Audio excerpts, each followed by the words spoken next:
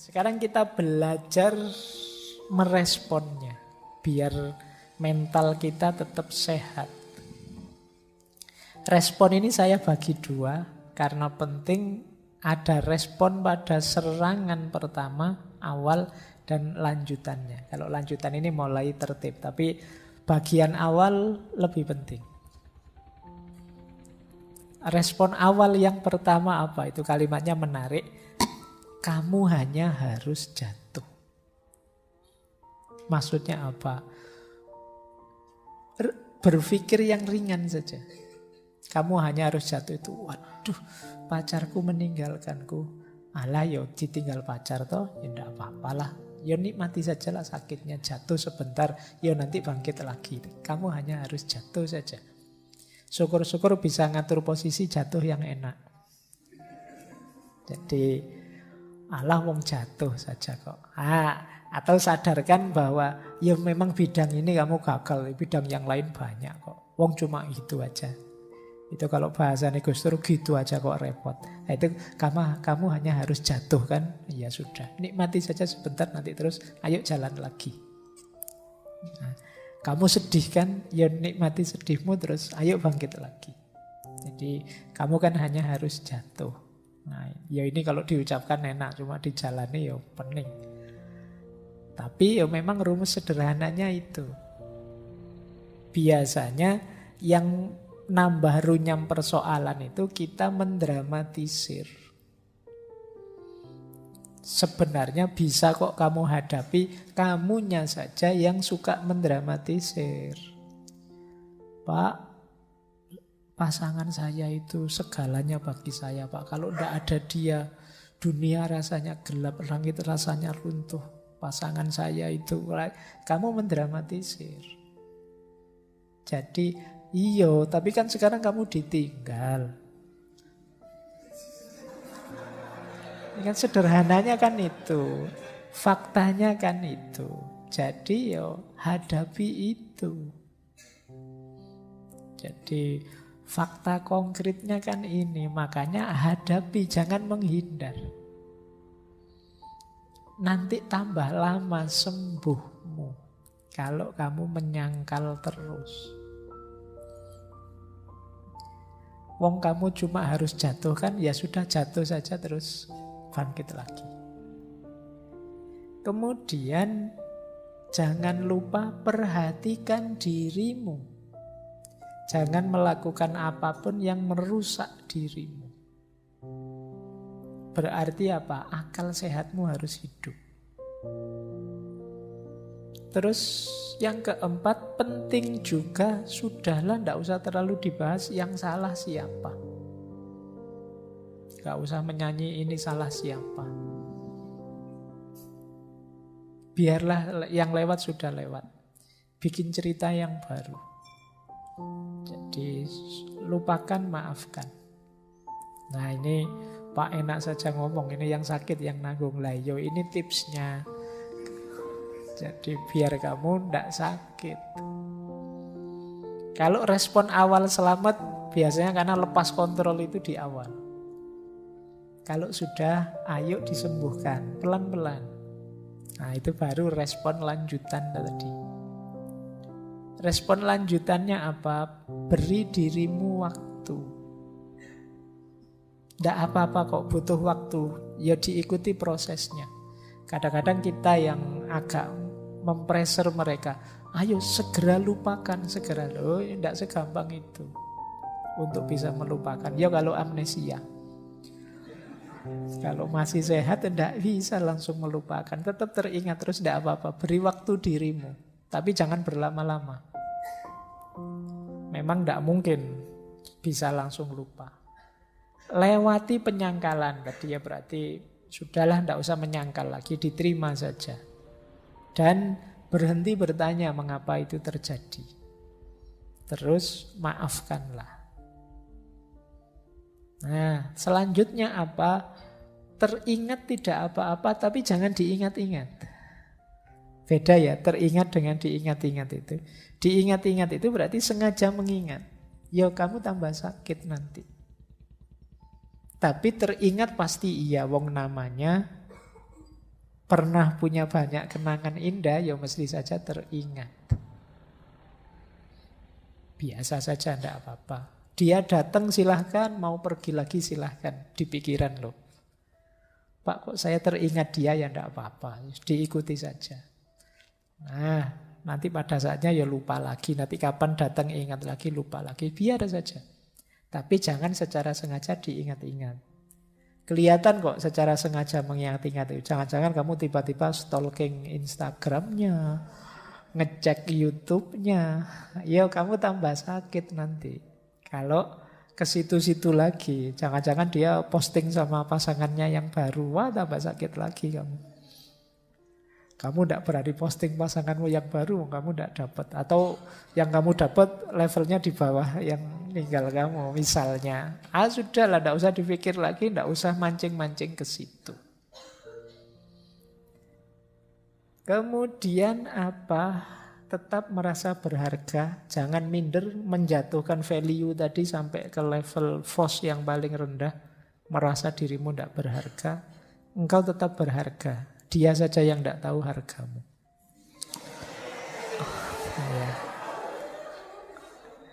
Yo, maksudnya dia saja yang tidak tahu hargamu. Kalau dia tahu, ninggal kamu sejak lama. Oke. Terus, ya wis, pokoknya tetaplah engkau orang yang berharga, tidak usah khawatir. Nah, saatnya kamu menghidupkan sistem pendukungmu. Sistem kita itu kan punya banyak sistem pendukung. Kita punya keluarga, kita punya teman, kita punya sahabat, lingkungan kita banyak kok. Sistem pendukung di sekeliling kita banyak. Ayo dimanfaatkan. Punya teman curhat, punya sahabat. Kembali ke keluarga yang selalu pasti siap menerima kita. Jadi ada banyak supporter kita, tidak usah khawatir. Terus layani diri kita dengan baik. Sementara memanjakan diri tidak apa-apa. Pengen makan enak, ayo. Pengen tiduran yang lama, rebahan, ayo. Wong yo kemarin juga sudah rebahan terus kan. Jadi sekarang ada alasannya, tidak apa-apa. Terus cobalah aktivitas atau hobi yang baru. Cari kesibukan lah biar nggak ngelamun terus. Terus bangun kenangan-kenangan baru. Bahkan ada yang bilang datangi tempat-tempat yang dulu kamu perlu kenangan dengan dia, bikin kenangan yang baru di situ. Jadi biar ketumpuk yang teringat kenangan yang terakhir ini, yang lebih indah. Mungkin dengan keluarga, dengan sahabatmu, yang lebih menyenangkan. Bersosialisasilah, jangan mengurung diri. Akan lebih meringankanmu. Boleh pakai teknik-teknik coping kalau dalam psikologi, mungkin pernafasan, mungkin meditasi. Untuk menenangkan diri. Bisa mempertimbangkan saatnya membuka hati kembali. Jangan khawatir, yang lain masih banyak yang mau dengan dirimu. Setiap orang ada jodohnya. Nah, ini rumus sederhana untuk tetap membuatmu kuat. Tidak usah khawatir. Kan alasan yang paling enak untuk menenangkan diri kan, memang mungkin bukan jodohku. Nah, itu paling nyaman. Kita bersandar kembali ke Tuhan. Kalau Tuhan tidak menghendaki, ya mau apa? Sekuat apapun kita tanpa kehendaknya tidak ada apa-apanya. Nah, itu lebih ringan. Nah, nanti yang semacam ini kita bahas di minggu keempat ketika kita berhadapan dengan perspektif sufisme. Cuma malam hari ini memang kita pahami dulu situasinya orang yang patah hati. Kemudian kalau memang agak gawat, misalnya stres, depresi, mau agak mengkhawatirkan, jangan malu-malu, jangan ragu-ragu untuk mencari konseling atau berobat ke ahli jiwa. Karena tadi efeknya ternyata bisa besar untuk kesehatanmu lahir dan batin. Maka tidak apa-apa kamu mendatangi ahli jiwa. Baik, jadi ini respon-respon ideal. Nah, sekarang kita lihat beberapa perspektif psikologi ya. Ini menarik. Ada tuntunan dari Brian McGill. Kata dia sebenarnya, ayo kita lihat dari sudut pandang yang berbeda. Kata dia, sebenarnya hatimu bukan patah. Hati tak akan bisa patah. Yang kamu rasakan adalah sakitnya tumbuh. Hatimu tumbuh dalam kebijaksanaan, kelembutan, dan kekuatan, sehingga suatu hari nanti kamu bisa mencintai lebih hebat. Jadi, mari kita pahami secara berbeda. Ini persis pelajaran filsafat. Jadikan apapun jadi pelajaran, termasuk patah hati. Pelajaran itu berarti kita pahami dalam rangka kita tumbuh jadi lebih baik. Kita harus tambah baik dari pengalaman, termasuk pengalaman patah hati. Maka peristiwa hati yang patah itu jangan dipahami hati yang patah, tapi kita pahami sebagai pelajaran untuk kita tumbuh. Sekarang aku tahu cara hidup bersama yang tidak mengecewakan pasangan. Sekarang aku tahu maknanya kesetiaan. Sekarang aku tahu caranya membahagiakan, menggembirakan. Itu dari hubungan dan juga dari patah hati tadi kita bisa belajar. Jadi katanya Brian McGill, yuk kita membacanya jangan hanya di aspek kekecewaan dan kesedihan, tapi kita membacanya di aspek pelajaran hidup yang kita dapat. Tambah banyak pengalaman, tambah matang kita menyikapi hidup ini. Nah, ini yang sulit diperoleh kalau hanya dari buku. Perlu kita dapat dari pengalaman.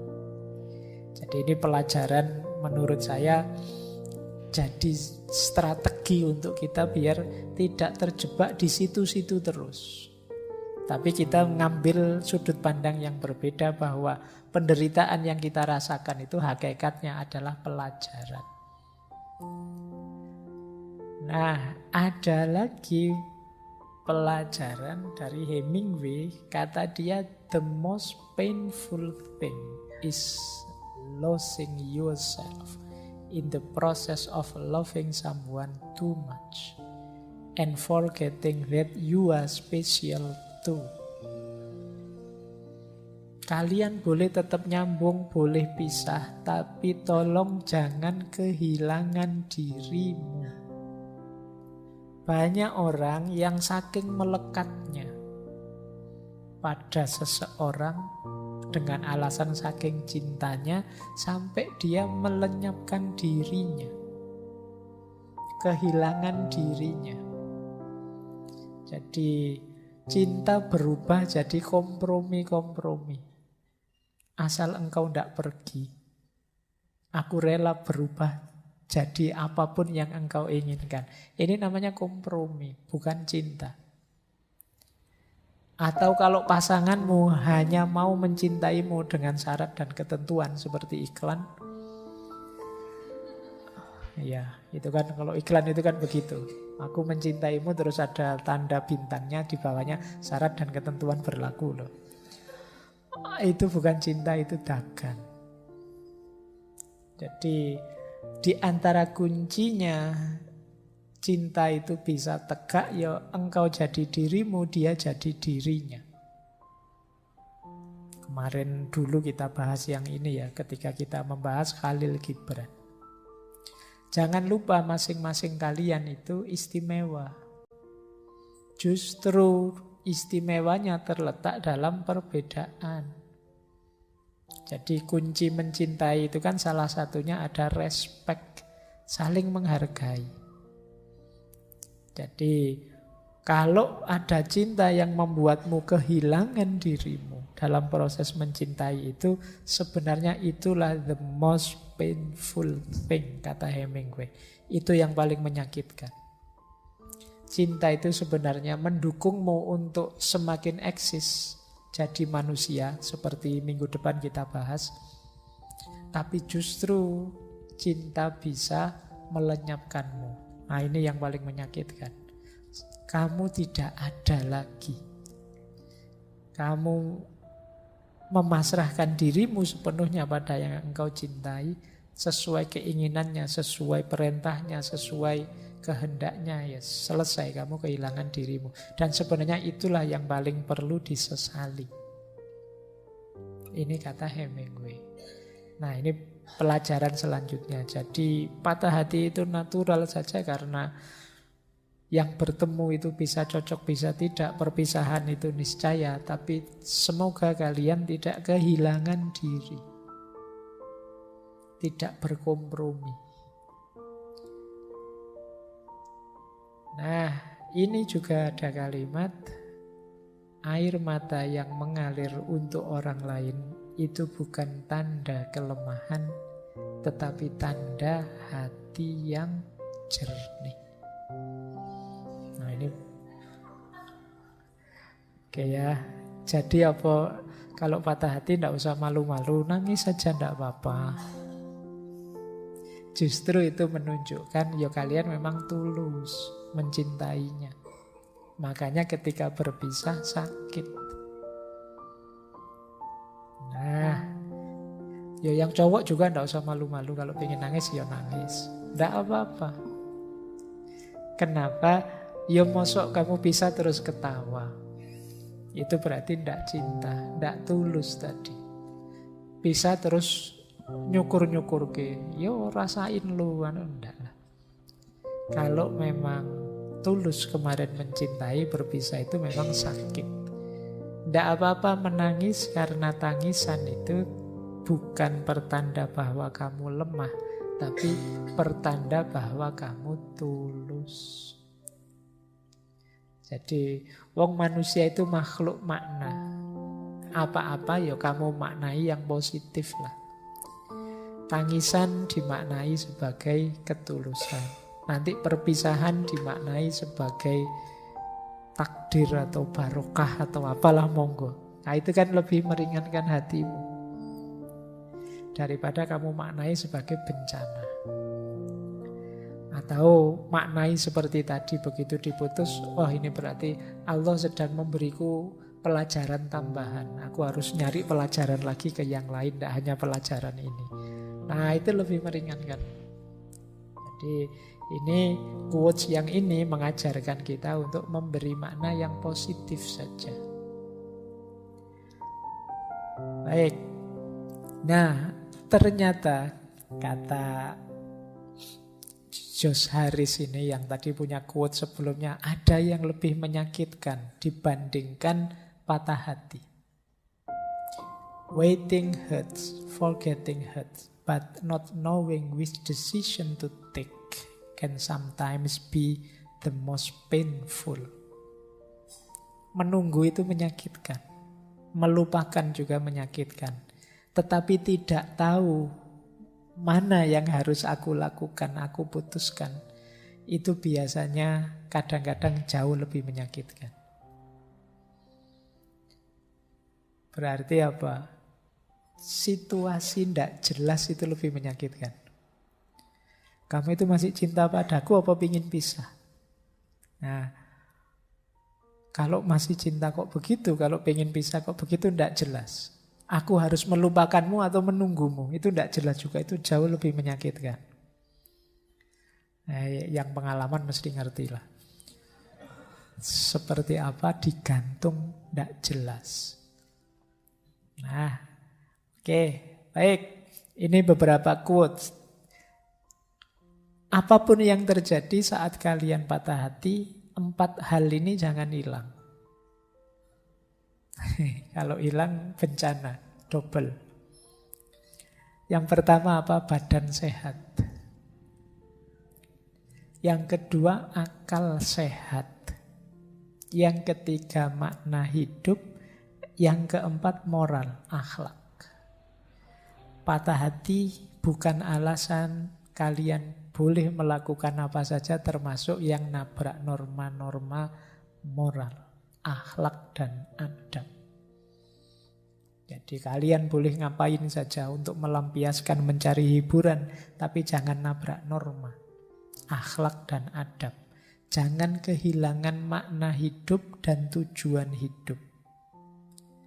Pastikan akalmu tetap sehat, badanmu tetap sehat. Apapun yang terjadi. Nah, mau kamu menyanyi-nyanyi sedih berhari-hari, berminggu-minggu, mau kamu nangis menghabiskan berbantal-bantal, tidak apa-apa. Asal badanmu tetap sehat, berarti habis nangis kalau waktunya makan, ya makan. Jadi biar tetap sehat. Nah, akal sehatnya juga dijaga, jangan melakukan yang aneh-aneh. Makna hidup juga harus tetap diyakini. Hidup tetap harus bermakna. Versimu, meskipun setelah patah hati mungkin ada pergeseran-pergeseran, tapi jangan hidup tanpa tujuan. Dan akhlak, jangan diterjang, jangan ditabrak. Begitu kalian nabrak 4 hal ini, maka kalian tidak keluar dari masalah, tapi akan nambah masalah. Pokoknya jangan lupakan ini saja. Sisanya setiap orang mungkin punya strategi sendiri, tapi ini nanti jadi kunci. Karena itu tadi, kalian kan hanya harus jatuh. Wong cuma hanya jatuh itu saja kan, tidak harus mengorbankan keseluruhan hidupmu. Nah, ini 4 yang jangan hilang.